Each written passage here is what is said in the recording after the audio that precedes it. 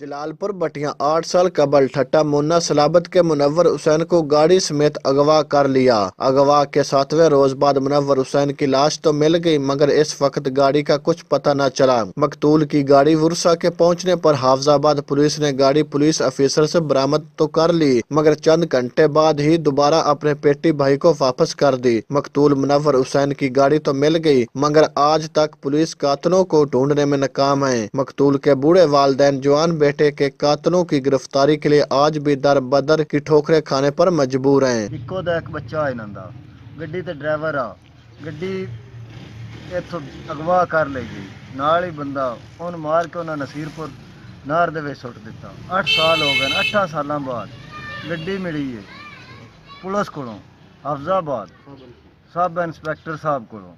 ਹੁਣ ਜਨਾਬ ਲਿਹਾਜ਼ਾ ਕੁਝ ਵੀ ਨਹੀਂ ਬਣਦਾ ਪਿਆ, ਗਰੀਬ ਆਦਮੀ ਰੋਂਦਾ ਵੱਧਦਾ। ਮੈਂ ਪਿੰਡ ਦਾ ਇੱਕ ਜ਼ਿਮੀਂਦਾਰ ਹਾਂ ਤੇ ਇਸ ਤੋਂ ਰਿਕੁਐਸਟ ਕਰਨੇ ਆਸਾਨ इंसाफ दिता जाए। कातलों की फौरी गिरफ्तारी का मुतालबा किया है।